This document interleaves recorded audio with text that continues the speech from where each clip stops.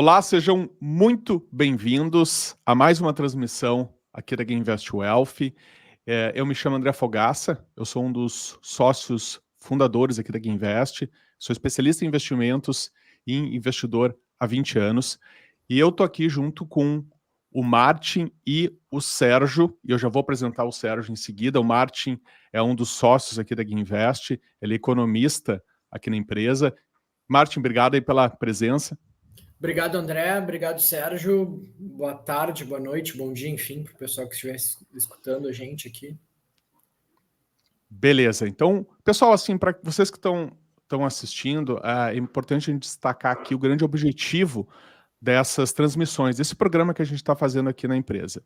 Que o grande objetivo, na verdade, é mostrar para vocês como é que nós ajudamos os nossos clientes a proteger e construir patrimônio. A gente quer demonstrar na prática como é que a gente resolve as principais dores, dificuldades, as principais queixas que os investidores enfrentam quando eles procuram a nossa consultoria. E além disso, a gente quer falar um pouquinho sobre os nossos bastidores, não é? Como é que funciona o nosso dia a dia aqui, explicando, né, como é que a gente auxilia famílias e investidores a atingirem seus objetivos para, enfim, conquistarem aí uma vida mais livre, mais plena. Então esse é o grande objetivo desse nosso programa. E, especificamente, hoje, a gente vai falar sobre um tema que é um dos temas talvez mais pedidos, né, entre os investidores e que, enfim, o pessoal mais quer saber, que é a questão da geração de renda passiva, né, a geração de renda passiva numa carteira de investimentos, uma carteira geradora de renda. E para falar sobre esse tema, nós chamamos o Sérgio Bis, que é o nosso convidado aqui da transmissão de hoje. E o Sérgio, ele é analista de investimentos com certificação CNPI e também sócio aqui da GameInvest. Ele faz parte do time de análise, ele é responsável pela seleção de ativos e também pela montagem das nossas carteiras. Então, Sérgio, obrigado pela presença, seja muito bem-vindo aí à nossa transmissão. Então, obrigado aí pela participação. Muito obrigado, André, Martin. Estou aqui com orgulho, sinto orgulho de estar com vocês e, obviamente, vamos aproveitar para trazer conteúdo relevante, muito relevante. A gente entende que, principalmente para aqueles investidores que gostam de receber dividendos, que gostam de receber proventos, que de alguma forma é uma das formas que a gente entende importante para gerar rentabilidade nas carteiras dos clientes e, ao mesmo tempo, conseguir no futuro usufruir dessa renda passiva. Às vezes pode ser bem como um complemento de renda, ou a depender do tamanho do patrimônio também pode significar um montante, uma geração de renda que acaba cobrindo todas as despesas da pessoa e de alguma forma pode até substituir uma eventual aposentadoria. Então a gente vai abordar diferentes temas que acho que vão ser muito interessantes para as pessoas que vão assistir aqui. Perfeito, Sérgio. E antes da gente entrar na temática específica aí da geração de renda, vale comentar que no final da nossa conversa, do nosso bate-papo, o Sérgio vai comentar sobre um ativo que ele considera um ativo importante, muito importante para quem quer gerar renda passiva. Então ele vai citar e vai dar dica de um ativo que eu não sei qual é, talvez seja ações, talvez seja um fundo imobiliário, ou até um título público, eu não sei, o Sérgio que vai revelar para a gente no final da nossa conversa. Então, Sérgio, para a gente começar o nosso bate-papo aqui, indo direto ao ponto, eu tenho uma primeira pergunta para te fazer, que é uma pergunta básica, né, que talvez muita gente que chega aqui para conversar com a gente, né, para montar a sua carteira, para ter a nossa consultoria, tem, que é o seguinte: afinal de contas, por que é importante montar uma carteira de renda passiva? Perfeito, André. Assim, eu acho que é importante principalmente por dois aspectos, tanto o aspecto financeiro e matemático, quanto pelo aspecto psicológico, tá? E por que eu estou falando isso? Porque estatisticamente a gente consegue confirmar que carteiras geradoras de renda geralmente costumam performar muito bem ao longo do tempo.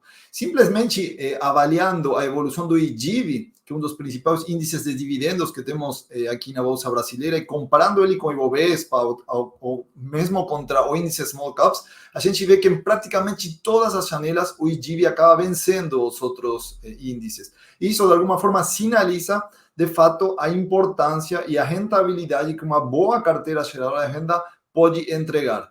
Isso falando desde a parte mais financeira e matemática. Mas desde o ponto de vista psicológico, eu acho que é muito importante também ter uma carteira geradora de renda, porque tanto nos momentos de euforia do mercado quanto nos momentos de pessimismo, essa geração de fluxo constante entrando no caixa do próprio investidor acaba sendo muito importante, porque acaba trazendo um conforto e uma segurança adicional para ele ver como de fato os investimentos financeiros que ele está fazendo estão entregando algum tipo de resultado minimamente no curto prazo. Claro que sempre o nosso olhar é pensando no longo prazo, mas para aquele investidor que ainda é um pouco mais leigo ou que ainda não está muito habituado com esse mundo, ter essa geração de renda entrando constantemente acaba sendo importante desde o ponto de vista psicológico. Lembrando que quando essa renda está sendo gerada e você está num momento de pessimismo do mercado, é muito interessante essa renda ser aproveitada em reinvestimento da própria carteira, porque em momento de pessimismo você tem a possibilidade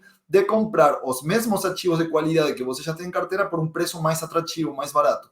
E em momentos de euforia, o investidor, o psicológico, acaba ficando mais confortável vendo a valorização dos preços e, ao mesmo tempo, esse recurso que continua entrando. Então, considero muito importante ter uma carteira geradora de renda, independentemente do perfil do investidor.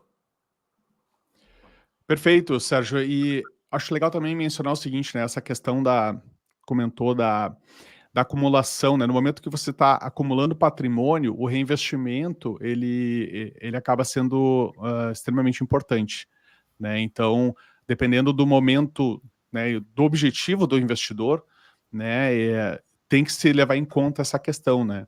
O dividendo, a geração de renda, a geração, né, de renda passiva através dos dividendos, para quem está acumulando patrimônio, o dividendo que entra, ele vai reinvestir para aumentar essa carteira. Então, isso é bem importante mencionar. Bom, eu acho que está respondida a primeira pergunta, né, Sérgio? Eu acho que está bem claro aí. Bom, vamos para a segunda, então. Martin, é contigo. Perfeito. Até fazendo um complemento, né? Tu trouxe a questão do mercado de ações, tu falou dos índices de small caps, do Ibovespa, e também do IDIV, que é o índice de dividendos aqui da Bolsa Brasileira. Eu queria te pedir um esclarecimento assim, para o pessoal que está, para falar com o pessoal que está buscando gerar renda passiva, se esse investimento, essa montagem de carteira focada em renda passiva é só para investidores que querem investir na Bolsa, que são mais arrojados, ou se também dá para contemplar aquele investidor que é um pouco mais conservador nesse,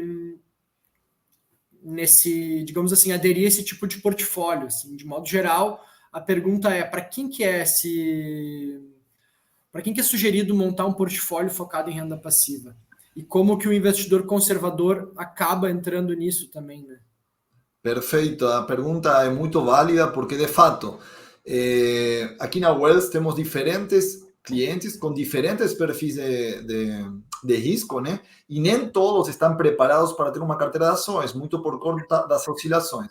Embora eu tenha falado inicialmente de ações, por esse motivo falei do Ibovespa, do IDIV, do índice Small, vale salientar que geralmente as empresas boas pagadoras de dividendos, que são mais previsíveis, que geralmente são lucrativas ano após ano, tendem a ter uma oscilação no preço muito menor quando comparadas com, por exemplo, as small caps. Mas, independentemente disso, obviamente, uma carteira de ações oscila muito mais do que uma carteira de renda fixa, por exemplo. E vale mencionar que você consegue construir uma carteira geradora de renda passiva também com ativos mais conservadores, não só com ações. Por exemplo, temos um ponto intermediário que também é renda variável, que seriam os fundos imobiliários. Mesmo assim, quando a gente olha para um histórico e os índices de volatilidade, a gente vai ver que a volatilidade de fundos imobiliários é até 1/3 do que a volatilidade de uma carteira de ações. Quando a gente compara, por exemplo, o IFIX com o Ibovespa, vai ver mais ou menos essa proporção. Consequentemente, embora as cotas dos fundos imobiliários também oscilem todo dia no home broker, costumam oscilar bem menos, tanto para cima quanto para baixo. Mas para aqueles investidores que ainda são mais conservadores e que não gostam de ter aquele movimento tão forte de oscilação para cima quanto para baixo do patrimônio, existe também a possibilidade de criar uma carteira que gere renda passiva de renda fixa. A gente pode utilizar tanto títulos públicos como títulos de crédito privado, principalmente aqueles que pagam cupons, geralmente tem uma frequência semestral, mas a depender do tamanho e do volume do patrimônio, dá para construir uma carteira também de renda fixa bem diversificada, com diferentes tipos de emissores e também com empresas que pagam com uma frequência diferente. Não frequência, na real, eles pagam geralmente de forma semestral, mas pagam em datas diferentes. Então, por exemplo, pode ter alguma empresa que paga em dezembro os juros. Quando falo de empresa, uma empresa devedora, né? Então, você compra um crédito privado, por exemplo, e essa empresa paga os juros para aqueles que emprestaram dinheiro para ela 2 vezes por ano, são esses cupons semestrais. Tem alguns que são isentos de imposto de renda, que acaba trazendo um benefício fiscal interessante, a depender da situação do investidor também. E vamos supor que uma empresa distribui nos meses de julho e janeiro. Podemos ter outra empresa que distribui em agosto e em fevereiro, e assim por diante. Então, você, quando acaba diversificando dentro de uma carteira de renda fixa, você pode também criar uma carteira que gere essa renda até mensal. Também vale salientar que quando a gente olha para essa geração passiva de renda, eu gosto de olhar ela em termos anuais e não mensais, para que o próprio investidor construa o seu planejamento e entenda, pense sempre de forma anual. Embora eu sei que na realidade o brasileiro gosta muito mais de pensar de forma mensal, porque isso já é cultural, o salário geralmente das pessoas é pago de forma mensal, mas quando a gente olha de forma anual, a gente consegue se planejar melhor, e principalmente aquelas pessoas que chegam a um determinado patrimônio, no qual vão utilizar todo esse recurso gerado com sua carteira de investimentos para suas despesas, é muito melhor pensar de forma anual. Mas, independentemente disso, e contestando mais objetivamente a tua pergunta, não é só uma carteira de ações que vai gerar renda passiva, podemos ter também uma renda de fundos imobiliários, uma carteira de renda fixa, mas eu acho que o melhor de tudo é fazer uma combinação dessa classe de ativos, não estar exposto a uma classe só, e sempre essa combinação, os percentuais que a gente vai colocar para cada uma dessas classes vai ser adequada ao perfil de risco do investidor e também adequada aos objetivos e aos prazos que esse cliente, que esse investidor vai trazer para nós, e a gente acaba estruturando a carteira que melhor se adequa à realidade dele. E Sérgio, até para complementar, né, bastante importante a gente mencionar aqui na Wealth, tanto para questões de renda fixa, fundos imobiliários e ações, a gente consegue também atender essa mesma combinação de ativos também para ativos no exterior, correto? Correto, você tocou num ponto que é muito importante, porque a gente tem clientes dentro da Wealth que tem praticamente todo o seu patrimônio no exterior.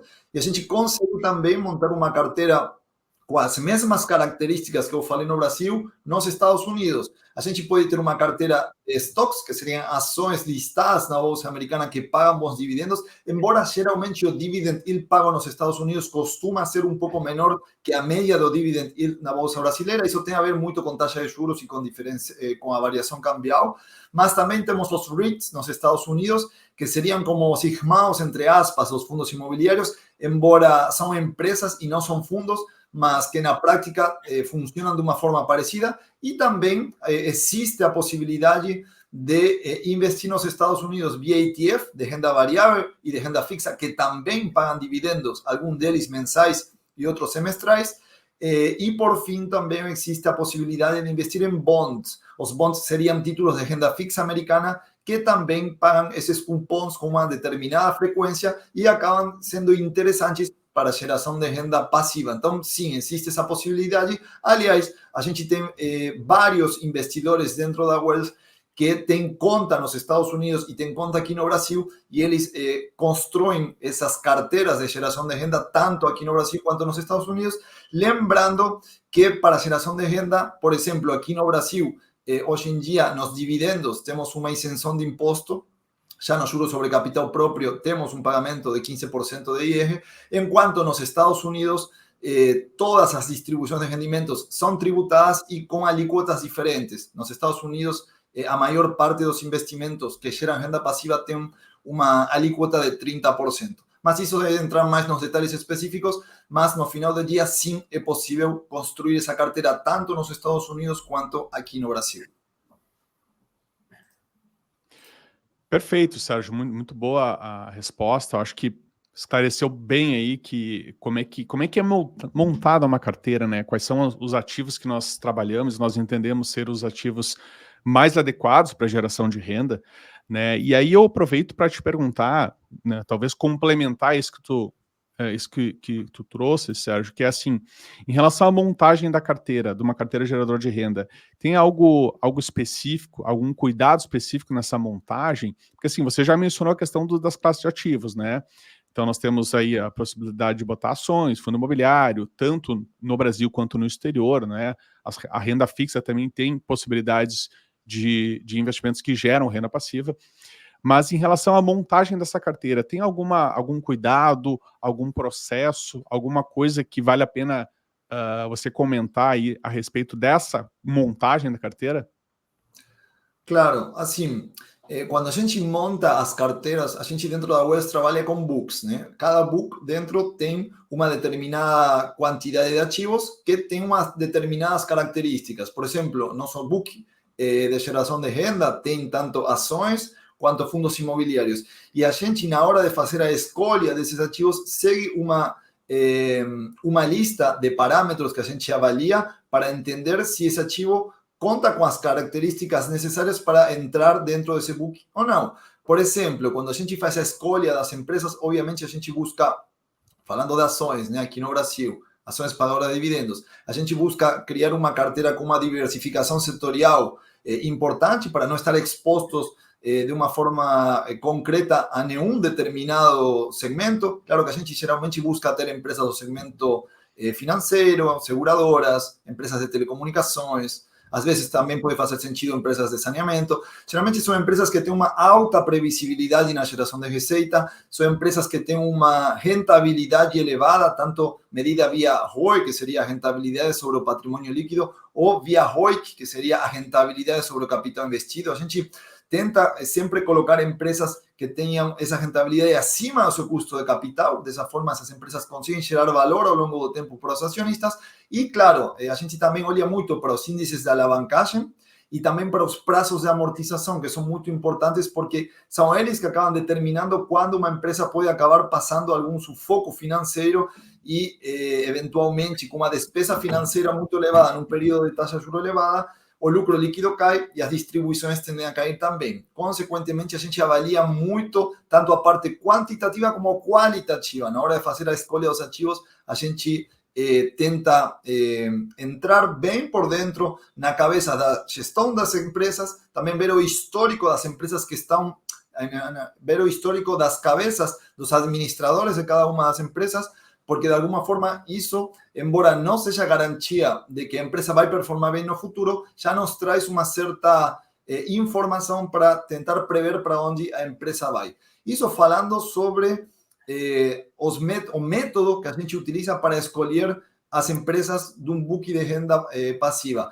Quando a gente olha para fundos imobiliários, também a gente segue alguns critérios e busca também fazer uma diversificação tanto setorial quanto de gestoras para não ter concentração em nenhum tipo de gestora, porque a gente entende que a diversificação acaba sendo muito saudável para os nossos books, porque é o que acaba mitigando muito o risco de ter algum problema concreto, né? A gente olha muito para tanto risco sistemático como não sistemático para tentar construir as nossas carteiras e pensar no alfa que elas podem acabar gerando ao longo do tempo. A gente utiliza sempre benchmarks para ir avaliando se a performance que a gente está conseguindo entregar está em linha com as nossas expectativas e dos clientes.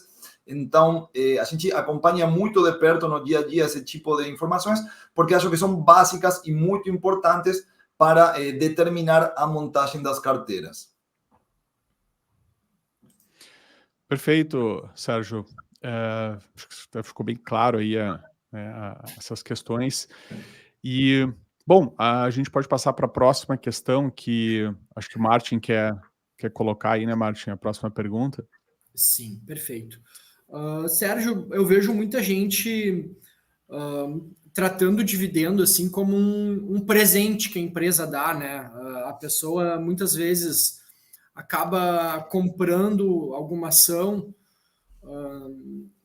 vendo que a empresa anunciou um dividendo e trata isso como se o preço da ação não pudesse ser alterado por conta disso, né?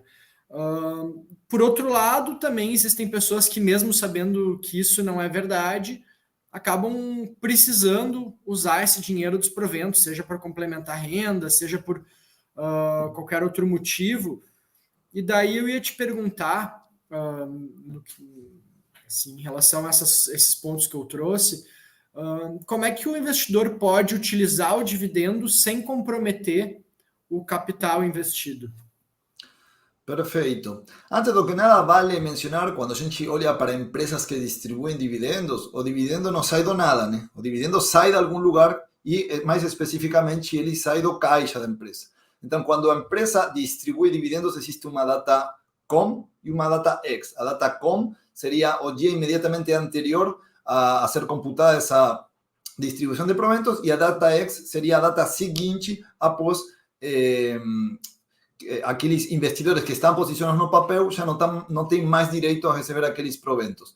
O que acontece na prática, quando se passa da data com para a data ex, no dia da data ex, a companhia, a precificação dela na tela, ela acaba sendo diminuída pelo montante que foi distribuída via dividendos. Consequentemente, na prática, quando o investidor acaba comprando um papel, uma determinada ação, porque vê que vai ter uma determinada distribuição, acaba não gerando muito valor, porque no final do dia, quando ele comprou, vai ter direito a receber esse provento, mas a partir da data ex, o preço da ação vai acabar caindo, consequentemente cai naquela proporção da distribuição, então meio que fica elas por elas. Agora, isso é olhar muito para curto prazo. Quando a gente começa a olhar para uma janela um pouco mais longa, a gente começa a observar como, de fato, isso acaba gerando valor para os acionistas, porque se você fosse a pensar, se cada vez que uma empresa distribui dividendos, isso acaba tirando, acaba saindo do preço da ação, empresas que pagam muito dividendos, vamos trazer um exemplo como a Taesa,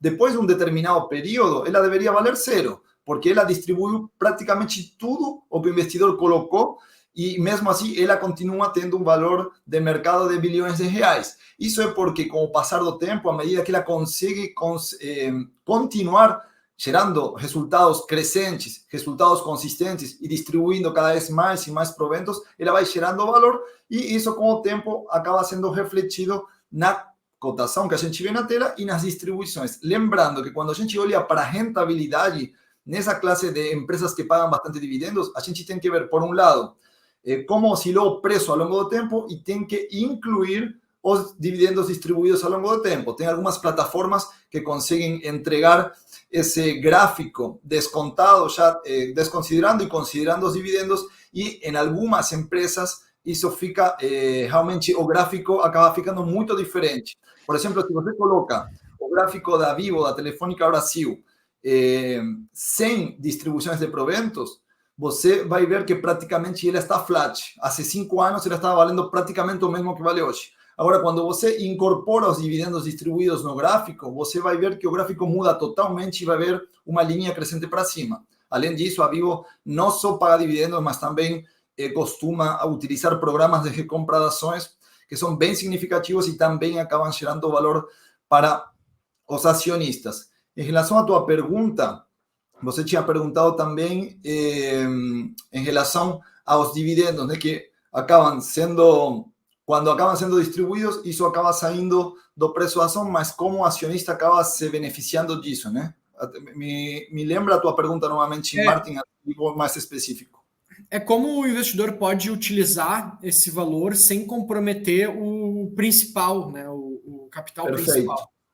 Sim, assim, eu acho que no momento da construção patrimonial, o mais recomendável é que praticamente toda a geração de renda passiva seja reinvestida na carteira. Por quê?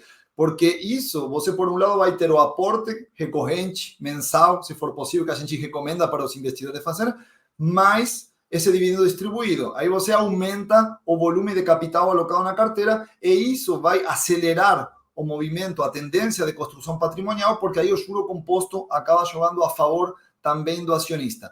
Embora pode sim existir um determinado momento no qual o investidor chega a um determinado patrimônio que pode ser suficiente para ele, que gera uma renda que já está ok para a vida dele, e ele começa a utilizar, a usufruir dessa renda passiva na vida dele. E acho que não tem problema nenhum com isso. Isso vai depender muito do estágio e do perfil e do objetivo de cada um deles. Entretanto, a nossa recomendação, sempre que possível, é que o cliente ou o investidor pode usufruir de uma parte dessa renda passiva gerada, mas minimamente a gente recomenda sempre continuar investindo uma parte, porque dessa forma você vai fazendo com que o patrimônio continue se alimentando e uma das preocupações de boa parte dos investidores é que esse patrimônio não perca valor de compra com o passar do tempo. Então a gente costuma sinalizar que é importante reinvestir minimamente uma parte da renda passiva gerada para que o patrimônio não perca da inflação com o passar do tempo.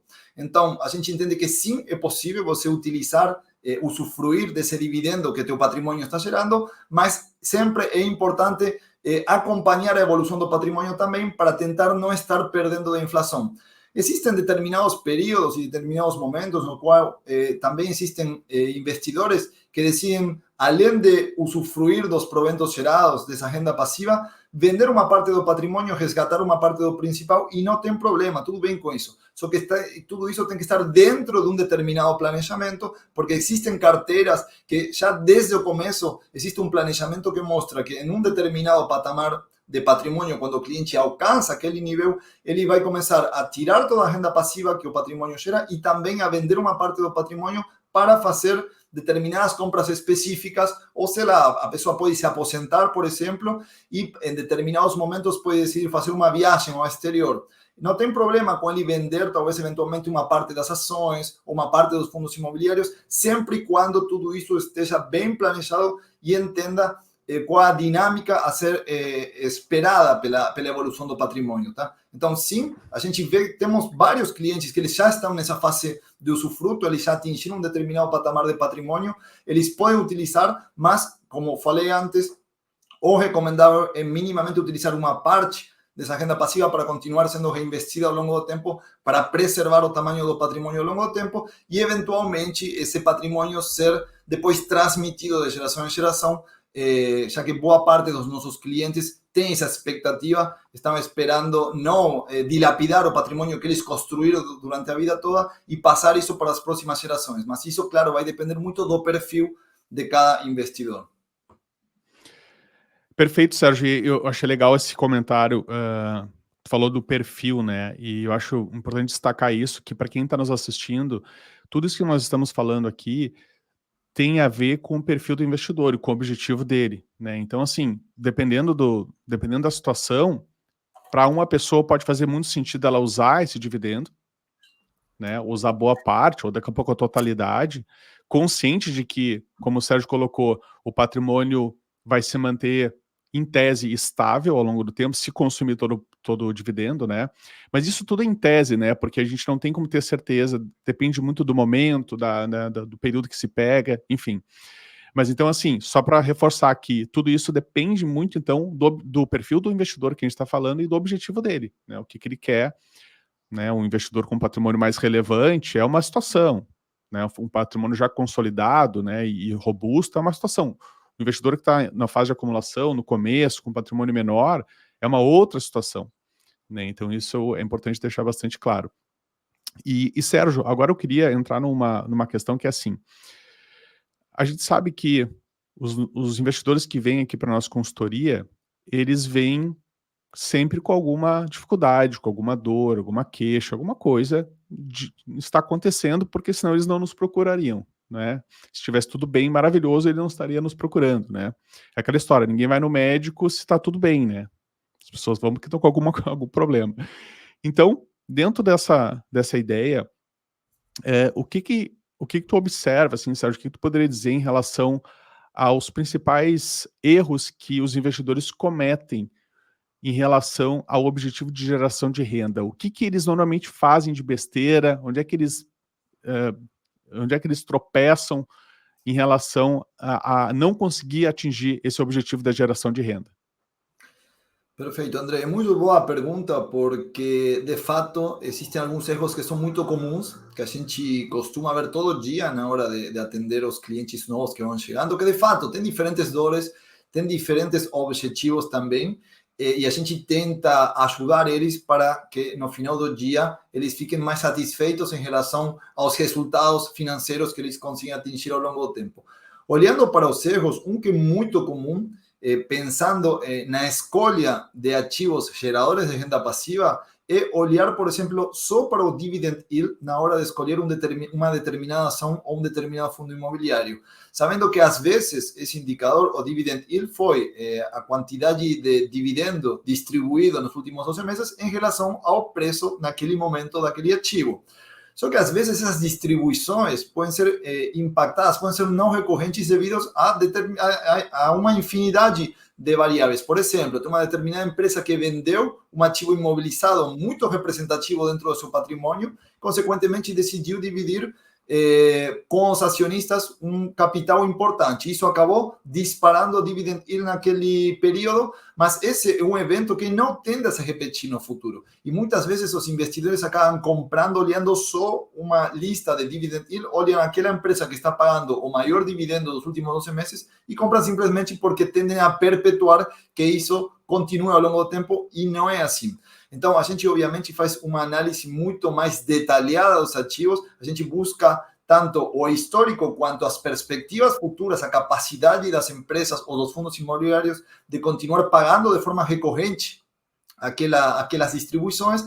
Então, é um erro muito claro. E qual é o problema desse tipo de erro? É que muitas vezes o investidor entra com uma determinada expectativa, esse dividendo acabou sendo não recorrente, acaba não se repetindo no futuro, o mercado como um todo derruba o papel depois, derruba o preço da ação ou a cota do fundo imobiliário, e aí o investidor decide vender na hora em que todo mundo está vendendo e acaba vendendo por um preço muito mais baixo do que ele comprou e acaba, obviamente, danificando muito, machucando muito a rentabilidade da própria carteira. Então, a escolha dos ativos, olhando para determinados indicadores e não olhar ao todo, pode ser um dos principais erros que a gente vê no dia a dia. E também, muitas vezes, acontece que o erro pode ser de estratégia. A estratégia porque muitas vezes o cliente chega e ele nem tem claro o que esperar, ele fala de que gosta de receber renda passiva, por exemplo, e você vai ver a carteira e a carteira chega cheia de ativos que não são pagadores de renda. Então aí acaba sendo uma contradição. Por um lado ele fala que quer uma coisa, mas ele acabou fazendo outra. Então isso tem muito a ver com a escolha dos ativos. Outro erro importante também pode acontecer e que acabo pegando o gancho de uma das primeiras respostas quando a gente começou aqui a nossa conversa, tem a ver com o percentual de renda fixa e de renda variável que existe dentro das carteiras. Muitas vezes o erro consiste em ter um percentual de renda variável acima do que o próprio investidor consegue tolerar.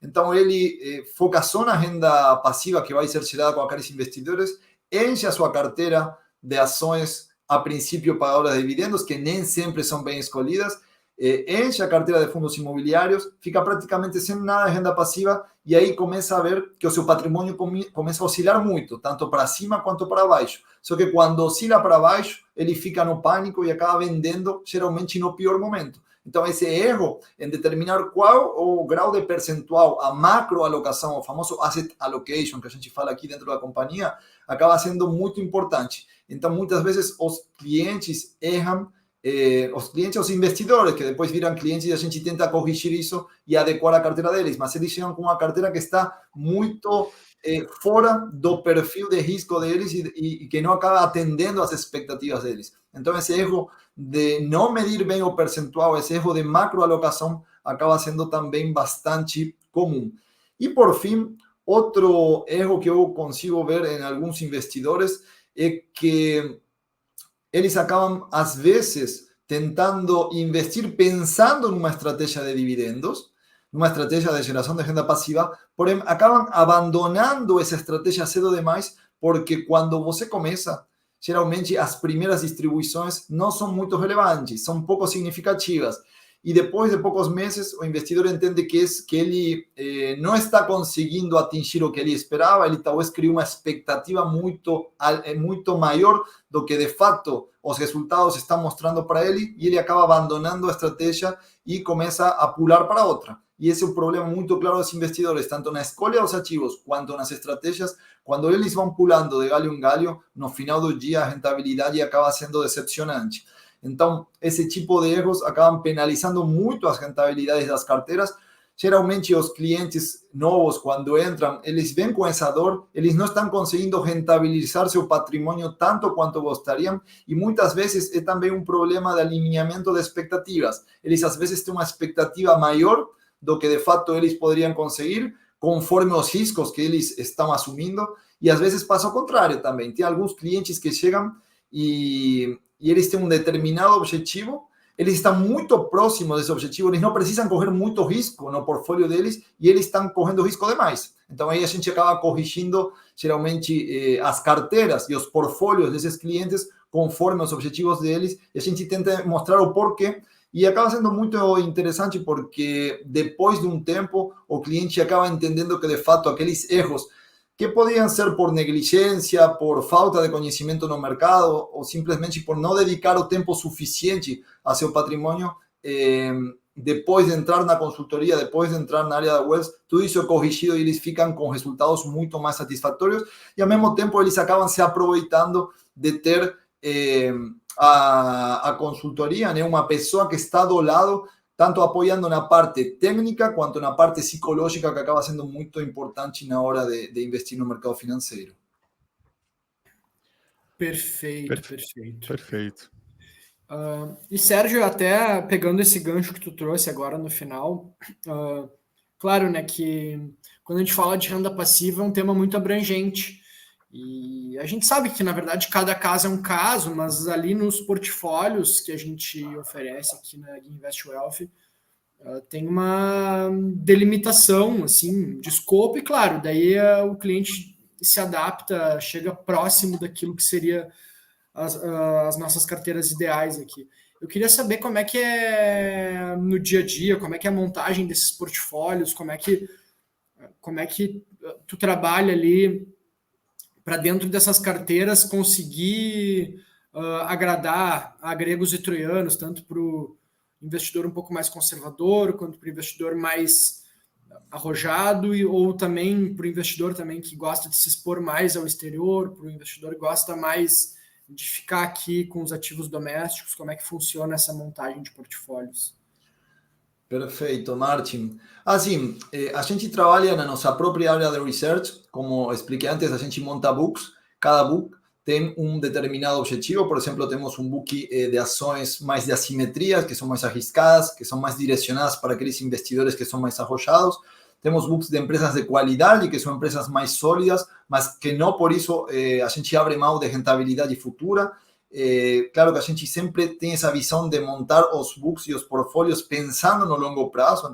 Então a gente tenta buscar e escolher empresas que têm diferenciais competitivos e que podem vir a se beneficiar no futuro, porque eles têm um determinado potencial de crescimento no market share, no segmento onde eles estão inseridos, ou porque eles têm vantagens competitivas também frente aos concorrentes, frente aos, também, por exemplo, a gente olha muito a cadeia de fornecedores deles, tentando entender quais são os potenciais de melhora de margem de cada uma das empresas. Então, a gente acaba olhando muitas variáveis para tentar montar o portfólio, por exemplo, específico de ações. Também temos o book de geração de renda passiva, que seria aquele que eu falei, que oferece tanto ações quanto fundos imobiliários. Claro que ações com esse perfil de pagar dividendos de forma constante e recorrente, e os fundos imobiliários que têm uma vantagem adicional, já que eles, as suas distribuições, além de serem isentas de imposto de renda, têm uma frequência muito clara. Os fundos imobiliários pagam todo mês.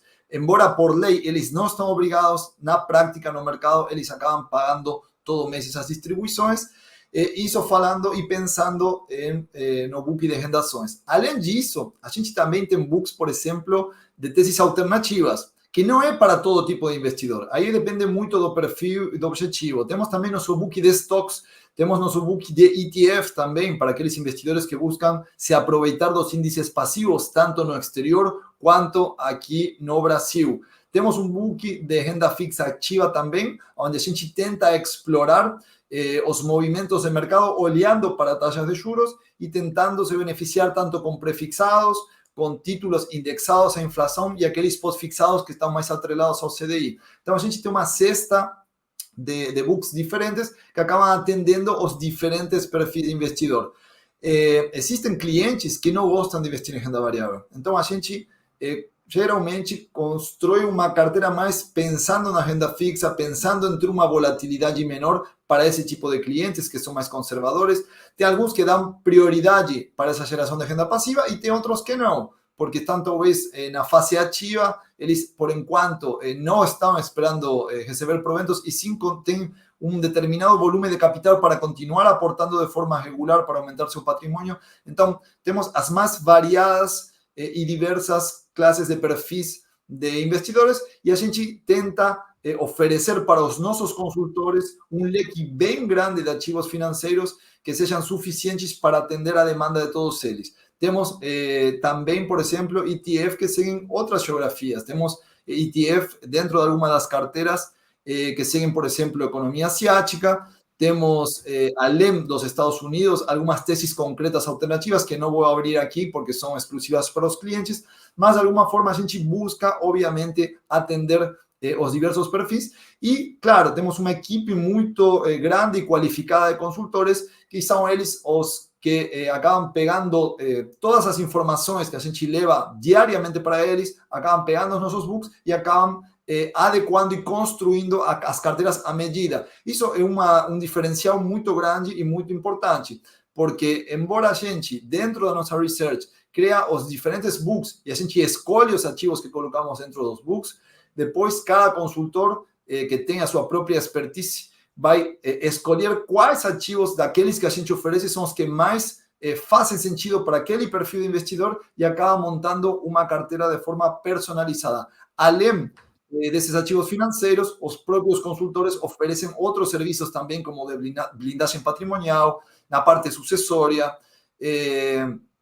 Por exemplo, tem alguns clientes que a gente mencionou, tem boa parte do seu patrimônio no exterior, então a gente oferece também os serviços para uma abertura de offshore e tudo mais, que acaba sendo muito relevante, mas cada classe de ativo e cada serviço acaba atendendo a um perfil de investidor diferente. Então, a gente busca oferecer um leque de alternativas para tentar atender todo esse universo de investidores que, obviamente, têm necessidades diferentes e têm objetivos diferentes. Perfeito, Sérgio. Muito bom. Acho que esclareceu muitas dúvidas, né, dos nossos, de quem está nos assistindo, dos nossos clientes também, enfim, das pessoas que se interessam por esse tema. Eu acho que ficou bem claro esse ponto final aí, Sérgio, falando das carteiras, né, das carteiras aqui da GameVest Wealth, né, de como é que ela é montada. Então, para quem está assistindo, saiba que nós temos carteiras, né, que são preparadas para esse objetivo, geração de renda passiva, né, são cuidadosamente preparadas para isso, né.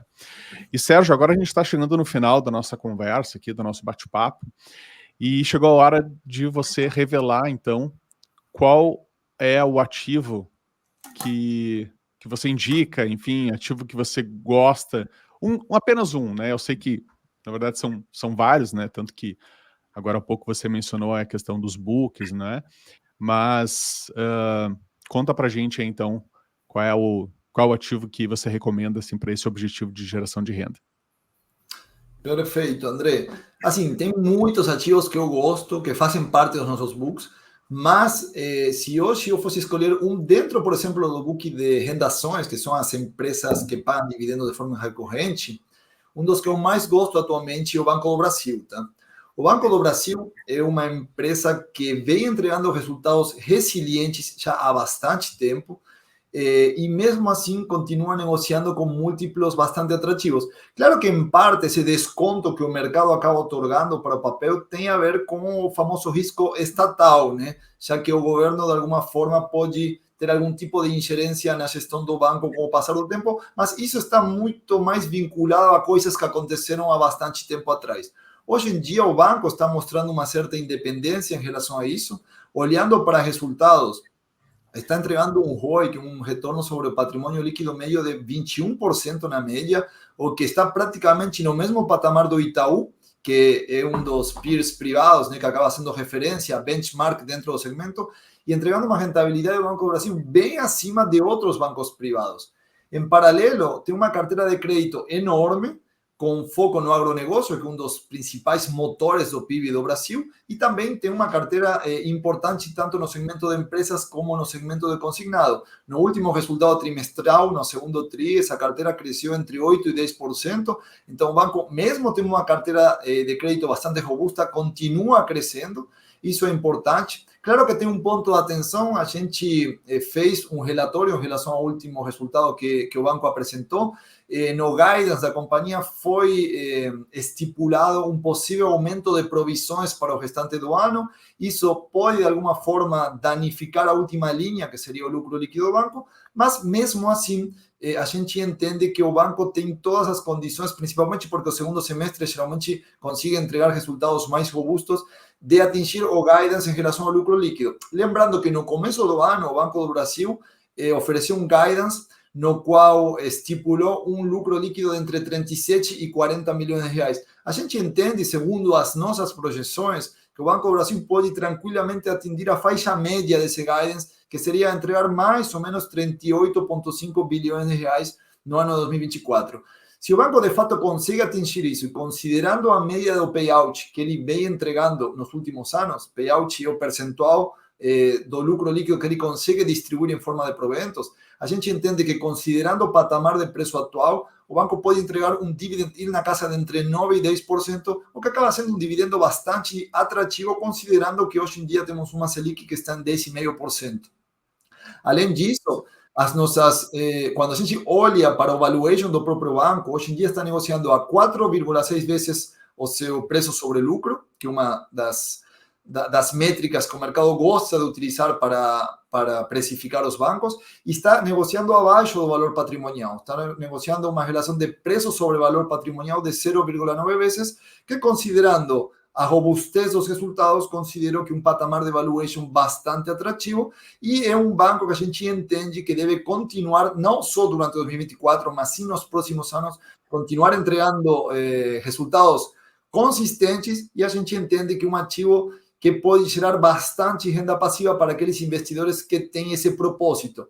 Lembrando que o Banco do Brasil, ele geralmente no começo do ano, ele já divulga as datas que ele vai fazer, a famosa Datacom, geralmente paga dividendos trimestrais, então estipula a Datacom para cada trimestre e também já coloca qual vai ser, de forma antecipada, a data de pagamento de cada um desses proventos. Consequentemente, a previsibilidade que o banco oferece ao mercado em relação à distribuição de proventos é muito grande. Muito por conta dessa forte previsibilidade, eu escolho ele como um dos melhores ativos para se ter numa carteira de dividendos atualmente. Perfeito, muito bom, Sérgio. E fica o disclaimer também para o pessoal, a gente está gravando esse conteúdo no final de agosto de 2024. Claro que essas teses elas são visando um horizonte de longo prazo, mas, enfim, também para dar o devido disclaimer, porque às vezes qualquer coisa no mercado pode mudar muito. Assim, o importante desse conteúdo que a gente criou aqui é a parte educacional, esclarecer dúvidas, enfim. E, claro, né, para quem está assistindo esse vídeo mais fresquinho, obviamente é um dos ativos que estão incluídos nas nossas carteiras, que a gente está recomendando para os nossos clientes, mas também isso aqui tem que ter o devido cuidado na hora de interpretar esse tipo de informação que a gente divulga aqui. Perfeito, Martin. Acho que esse disclaimer é muito importante porque a gente acompanha, obviamente, as empresas que nós recomendamos, a gente acompanha de perto tanto os resultados trimestrais quanto todos os fatos relevantes, os comunicados ao mercado, todas as informações que as empresas acabam divulgando ao mercado, porque qualquer informação acaba sendo importante na precificação do ativo. E vale mencionar que uma empresa que é muito boa hoje pode não ser tão boa assim daqui a um ano. e também o contrário é verdadeiro. Uma empresa que hoje não é muito boa, eventualmente pode melhorar no futuro e pode ser muito boa daqui a 2 ou 3 anos. Então, esse acompanhamento próximo do mercado é muito importante. Por isso, quando a gente fala de buy and hold, tudo bem, eu entendo que faz sentido com empresas de qualidade, que acabam entregando muito resultado ao longo do tempo, mas tem muitas empresas que eram consideradas de qualidade há alguns anos atrás e hoje em dia não são mais consideradas de qualidade. Então, esse aspecto mostra a importância de acompanhar os ativos, de acompanhar as carteiras. Não é só montar uma carteira hoje e esquecer, e pronto, e já está, vai dar tudo certo. A gente tem que montar a carteira conforme e alinhada aos objetivos do cliente, e é necessário fazer um acompanhamento dos ativos que estão dentro dessa carteira para simplesmente acompanhar se eles, de fato, estão entregando tudo aquilo que a gente estava esperando deles, se eles estão entregando mais, se eles estão entregando menos, ou se eventualmente o fundamento que vem por trás daquele ativo, se ele é perdido, a gente não tem problema nenhum em recomendar venda e a gente recomenda a compra de qualquer outro ativo que pode ter uma perspectiva melhor, sempre olhando para frente. Lembrando que olhar para trás, o retrovisor, o passado, é muito importante para tentar identificar como o ativo performou, mas isso não garante que ele vai continuar performando da mesma forma no futuro. Então, esse acompanhamento é fundamental para entregar um resultado consistente nas carteiras e nos portfólios dos clientes. Perfeito, Sérgio. Para complementar isso que tu está dizendo, na verdade, o grande valor da consultoria está justamente nesse papel, não é? De acompanhar o que está acontecendo, né, de ter todo a nossa equipe de análise, os consultores acompanhando, né, essa entrega do planejamento do cliente. Então, não adianta, né, quem está escutando aqui pegar a dica do Sérgio, já vou investir em Banco do Brasil e esquecer. Não, né, isso exige um trabalho que é feito por trás, que é justamente esse trabalho que a gente entrega aqui na consultoria da Guia Invest. E, bom, estamos aqui chegando ao final da nossa conversa, então eu quero agradecer a participação do Martin, agradecer o Sérgio aí pela explicação aí, excelente explicação, né, dessa questão aí da geração de renda, de renda passiva, que é um tema, né, bastante pedido. Então, obrigado, Sérgio, obrigado, Martin, pela colaboração aí nessa nossa conversa. Muito obrigado pela oportunidade, tanto André, Martin. Eu, obviamente, fico à disposição. Eu sei que são informações que são importantes para os investidores, tanto para aqueles que já levam um tempo no mercado, como para aqueles que são mais novos e que estão entrando agora, que estão começando a investir agora. Então, a gente gosta de entregar esse conteúdo, de mostrar como o mercado funciona e, claro, a gente dá sempre importância para atender os nossos clientes da melhor forma possível, porque no final do dia a nossa maior satisfação é ver as carteiras dos nossos clientes performando tanto quanto eles estão esperando. Tá? Muito obrigado pela oportunidade, André e Martin. Obrigado, André. Obrigado, Sérgio. A gente agradece bastante a explicação aqui, certamente muito esclarecedora para quem está nos ouvindo. E também fica aí o pedido para quem gostou desse vídeo, curtir o vídeo no YouTube, enfim, deixar comentários, seguir o nosso canal, ativar aquele sininho que envia as notificações. Todas essas ações são importantes para entregarem os nossos vídeos e para que possa impactar mais pessoas, enfim, para que vocês continuem nos acompanhando. E é isso, pessoal. Eu agradeço aí a presença de todos. Até uma próxima e um grande abraço.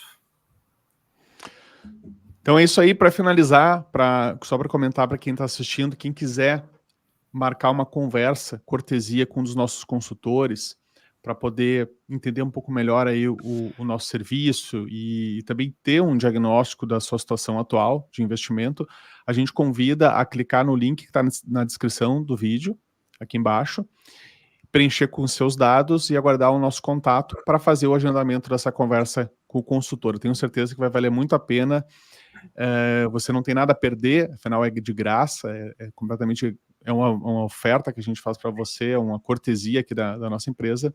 Então vai lá, clica, coloca os dados, que eu tenho certeza que vai ser muito bom. Então é isso aí, ficamos por aqui, um grande abraço a todos e até a próxima.